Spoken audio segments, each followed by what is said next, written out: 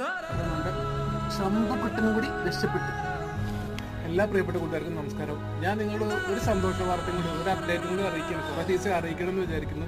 അപ്പോൾ ഈ സന്തോഷം, ഈ നന്മ നിങ്ങളുടെ ലൈഫിലേക്കാണ് ഞാൻ പങ്കിട്ടു തരുന്നത്. പ്രിയരെ, ശംഭുവിനെ ഞാൻ ആദ്യമായി കാണുന്ന ഈ ഒരു രാത്രി, ശംഭുവിന് പാവം വേദനകളുടെ രാത്രിയായിരുന്നു അത്.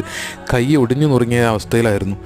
അങ്ങനെ ആ കൂട്ടുകാർ, എന്നെ ഇവനെ ഏൽപ്പിച്ച കൂട്ടുകാർ, സത്യം പറഞ്ഞാൽ അവരിപ്പോൾ ഈ വീഡിയോ കാണുന്നുണ്ടോയെന്ന് അറിയില്ല. എന്തായാലും അവർ കാണട്ടെ, അവർക്കരികിലേക്ക് വീഡിയോ എത്തട്ടെ, അവരും സന്തോഷിക്കട്ടെ. ഈ ശംഭുവിനെ രക്ഷിക്കാൻ അവരും ഒരു ഭാഗമാവുകയായിരുന്നു. അവർക്ക് നന്മകൾ ഉണ്ടാവട്ടെ. അങ്ങനെ ശംഭുവിനെ ഞാൻ വീട്ടിലേക്ക് എടുത്തു. അന്ന് ആദ്യമായി അവൻ വയറ് നിറച്ചു, നല്ല ഭക്ഷണം കഴിച്ചു.